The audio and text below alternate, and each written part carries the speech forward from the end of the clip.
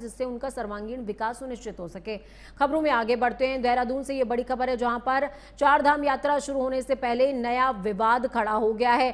गैर सनातनियों के लिए मंदिर समिति का नया फरमान सामने आया है। गंगोत्री में पंचगव्य ग्रहण करने के बाद ही प्रवेश मिलेगा। गौमूत्र और गंगा जल पीने के बाद ही मिलेंगे दर्शन। ये बड़ी अपडेट आपको बता रहे हैं। यमुनोत्री धाम में कल अंतिम निर्णय लिया जाएगा। तीर्थ पुरोहितों के फरमान से हड़कंप मचा हुआ है। उत्तराखंड की चारधाम यात्रा से पहले एक बड़ा विवाद छिड़ गया है। बद्री केदार धाम में एफिडेविट की मांग के बाद अब गंगोत्री मंदिर समिति ने भी नया फरमान जारी कर दिया है। समिति के मुताबिक अब गैर सनातनियों को मंदिर में प्रवेश से पहले पंचगव्य यानी कि गौमूत्र और गंगा जल का पान करना होगा। इसे शुद्धिकरण और घर वापसी के तौर पर देखा जा रहा है। मंदिर समिति के इस फैसले ने यात्रा शुरू होने से पहले ही प्रदेश की सियासत में नया बखेड़ा खड़ा कर दिया है।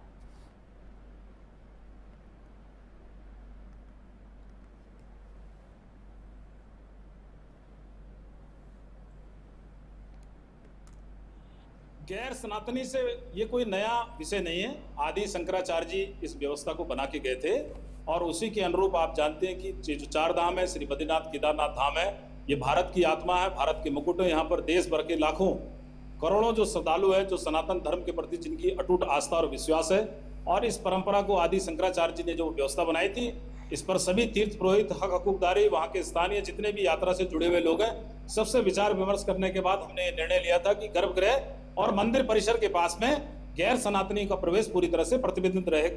बद्रीनाथ केदारनाथ मंदिर समिति लगातार भ्रष्टाचार के आरोपों से घिरी हुई है। भ्रष्टाचार के आरोपों से जनता और श्रद्धालुओं का ध्यान भटकाने के लिए ही बद्रीनाथ केदारनाथ मंदिर समिति ने पहले फैसला किया कि चारधाम यात्रा के दौरान किसी भी गैर हिंदू को वहां पर प्रवेश नहीं करने दिया जाएगा। लेकिन जब संवैधानिक सवाल खड़े हुए कि आखिर श्रद्धा पर कैसे प्रतिबंध लगाया जा सकता, फिर बद्रीनाथ केदारनाथ मंदिर समिति अपने फैसले से पलट गए और उन्होंने कहा कि एफिडेविट देकर के कोई भी वहां पर दर्शन कर सकता है। अब ऐसा ही एक फैसला जो है गंगोत्री धाम से आया है कि वहां पर जो भी दर्शनों के लिए जाएगा वो पहले पंचगव्य का सेवन करेगा।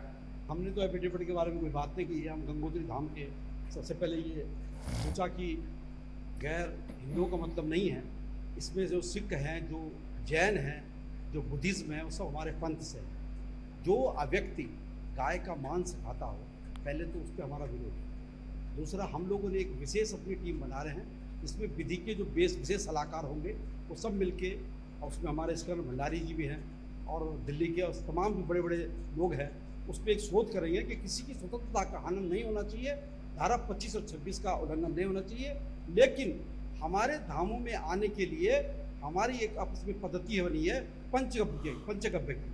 पंचगव्य ऐसी चीज है जिसमें गौमूत्र, गौ का गोबर, आपके जो गंगा जल और शहद और घी पड़ता है। इसका जो पान कर लेता है वो बिल्कुल शुद्ध हो जाता है, ऐसे हमारे शास्त्रों में लिखा हुआ है। धाम के रावल के बयान पर तो निश्चित तौर पर उन्होंने एकदम सही बात कही है कि जो हमारे पंचगव्य को धारण करता है, जो हमारे पंचग्रह को ग्रहण करता है, वो निश्चित तौर पर हमारे सनातन संस्कृति को अपनाने के लिए आगे आता है।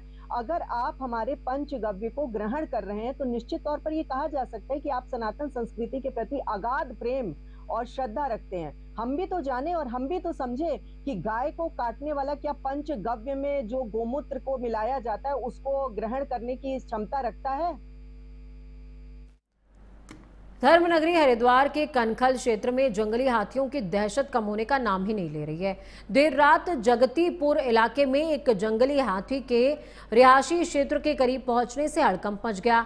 हाथी ने फुटबॉल मैदान के पास खेत के किनारे लगे करंट के तारों को तोड़ दिया और गेहूं की फसल को तहस नहस कर दिया। स्थानीय निवासियों का साफ तौर पर कहना है कि वो रात भर डर के साए में जीने को मजबूर रहे हैं। बार बार की शिकायतों के बावजूद वन विभाग की टीमें कोई स्थायी समाधान नहीं निकाल रही हैं, जिससे ग्रामीणों में नाराजगी है।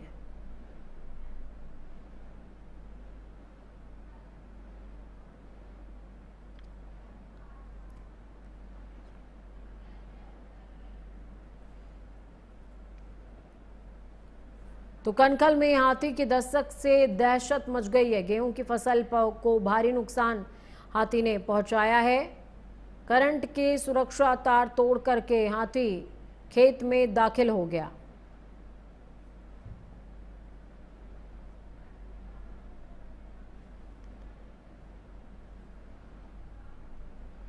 तो CM Pushkar Singh Dhami road show करते हुए नजर आ रहे हैं। 4 साल पूरे हुए हैं सरकार के। देखिए तस्वीरें, देखिए। तो तस्वीरें देखिए, आपको दिखा रहे हैं लोगों का अभिवादन, लोगों का अभिनंदन स्वीकार करते हुए सीएम पुष्कर सिंह धामी, धाकड़ धामी। ये दूसरा कार्यकाल है, हालांकि धामी सरकार का ये दूसरा कार्यकाल है और दूसरे कार्यकाल के 4 साल पूरे हुए हैं। और अगर टोटली आप धामी सरकार की बात करेंगे तो 9 साल पूरे हो गए।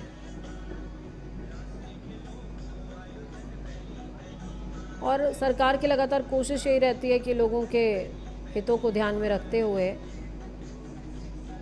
योजनाएं लेकर के आई जाएं और फैसले भी उन्हीं के हितधारक हों। यही वजह है कि बहुत ही कॉन्फिडेंस के साथ में सीएम पुष्कर सिंह धामी सरकार के 4 साल पूरे होने पर भव्यता के साथ इसको मना रहे हैं। जनता के बीच भी पहुंच रहे हैं और अब से कुछ देर के बाद जब परेड ग्राउंड पहुंचेंगे सीएम पुष्कर सिंह धामी, उस दौरान वो अपना एक रिपोर्ट कार्ड भी पेश करने का काम जनता के नाम करने वाले हैं।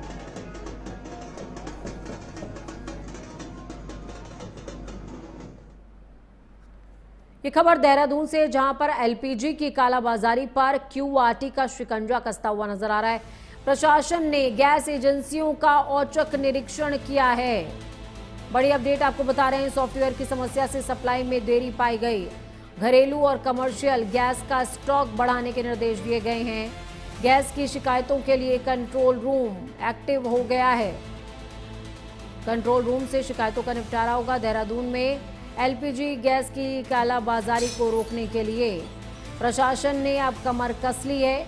क्यूआरटी की टीम ने शहर की अलग अलग गैस एजेंसियों पर औचक निरीक्षण करते हुए आपूर्ति व्यवस्था का जायजा लिया है। हालांकि सॉफ्टवेयर में आई तकनीकी समस्या की वजह से गैस सप्लाई का बैकलॉग प्रशासन के लिए एक चुनौती जरूर बना हुआ है। शिकायतों के तुरंत निस्तारण के लिए कंट्रोल रूम को सक्रिय कर दिया गया है।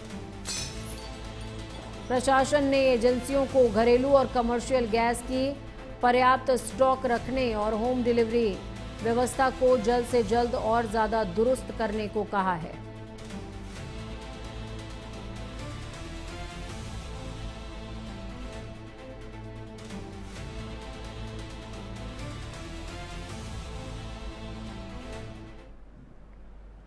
यह अगली खबर विकासनगर से है, जहां पर धर्मावाला चौक पर कार सवारों का तांडव देखने को मिला। शरारती तत्वों ने कई वाहनों के जरिए लोगों को टक्कर मारी है। दबंगों ने स्थानीय लोगों के साथ भी मारपीट की है। लोगों को जान से मारने तक की धमकी देते नजर आए। पुलिस ने मौके पर उपद्रवियों को गिरफ्तार किया। बदमाशों पर बीएनएस की धाराओं के तहत केस दर्ज हुआ है। बदमाशों की कार को भी पुलिस ने सीज कर लिया। देहरादून के सहसपुर स्थित धर्मावाला चौक पर बीती रात कार सवार शरारती तत्वों ने जमकर उत्पात मचाया।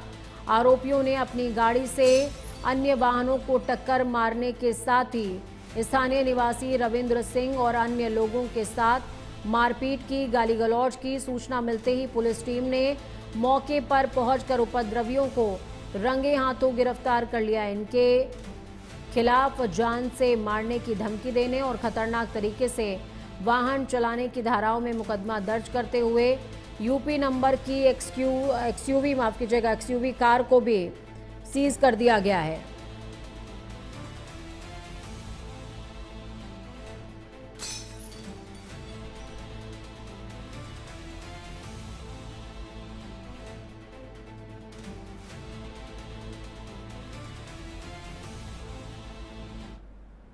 उत्तराखंड में भी पश्चिमी विक्षोभ ने अपना दायरा बढ़ा दिया है। 5 पहाड़ी जिलों की अगर बात करें तो भारी बारिश और बर्फबारी का अलर्ट है। आकाशीय बिजली चमकने और गर्जन की चेतावनी जारी कर दी गई है। हरिद्वार और उधम सिंह नगर में मौसम साफ हुआ है, शुष्क हुआ है। 3300 मीटर से ज्यादा ऊंचाई पर बर्फबारी की संभावना है। तो ये बड़ी अपडेट आपके साथ साझा कर रहे हैं। उत्तराखंड में पश्चिमी विक्षोभ के सक्रिय होने से मौसम का मिजाज बदल गया है। आज सोमवार 23 मार्च को राज्य के सभी पहाड़ी जिलों में बारिश, बर्फबारी और बिजली चमकने का अनुमान है। विशेष रूप से उत्तरकाशी, चमोली और रुद्रप्रयाग जैसे ऊंचाई वाले इलाकों में मौसम का उग्र रूप देखने को मिल सकता है। हालांकि हरिद्वार और उधम सिंह नगर समेत मैदानी इलाकों में मौसम पूरी तरीके से शुष्क बना रहेगा।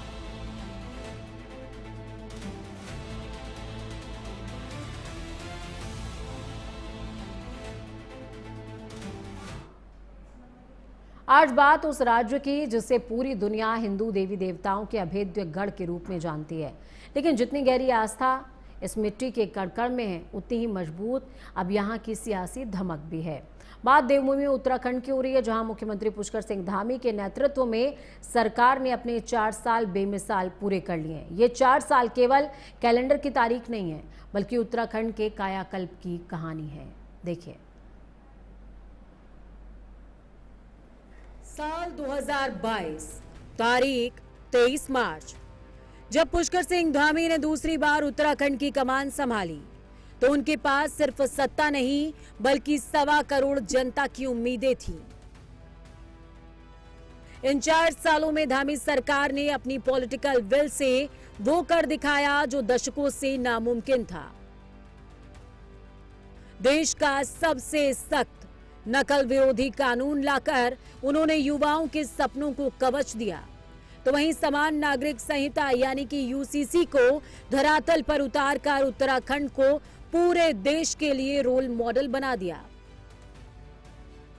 लैंड रियाद के खिलाफ उनका बुलडोजर चला तो अवैध अतिक्रमण का किला ढह गया। ये 4 साल गवाह हैं कि जब इरादे नेक और फैसले कठोर हों तो राज्य की तकदीर कैसे बदलती है। धामी के गेम चेंजर फैसले, नकल विरोधी कानून, युवाओं के लिए सुरक्षा चक्र, धांधली पर पूर्ण विराम लगाया। यूसीसी का शंखनाद, देश में सामाजिक समानता का उत्तराखंड मॉडल बनाया। धर्मांतरण पर प्रहार, देवभूमि की मर्यादा और संस्कृति की रक्षा की। भ्रष्टाचार मुक्त शासन, 1064 हेल्पलाइन और विजिलेंस की सख्त कार्रवाई की। सरकार के इन 4 शानदार सालों का जश्न तब और दोगुना हो गया जब शनिवार को हल्द्वानी के मंच पर देश के रक्षा मंत्री राजनाथ सिंह और मुख्यमंत्री धामी एक साथ नजर आए। राजनाथ सिंह ने मंच से दहाड़ते हुए न सिर्फ सीएम धामी की उपलब्धियों का जिक्र किया, बल्कि सीएम धामी को धुरंधर धामी के नाम से नवाजा भी। उत्तराखंड के कर्मठ मुख्यमंत्री श्री पुष्कर सिंह जी धामी के 4 वर्ष का कार्यकाल पूरा करने के बाद यह सभा यहां पर आयोजित की गई है। जब पुष्कर सिंह जी धामी बोल रहे थे, गंभीरतापूर्वक मैं उनकी बातों को सुन रहा था, समझने की यह कोशिश कर रहा था। पुष्कर सिंह धामी यहां के मुख्यमंत्री बनने के बाद उत्तराखंड के लोगों के लिए, उत्तराखंड के विकास के लिए उन्होंने क्या क्या कदम उठाए हैं।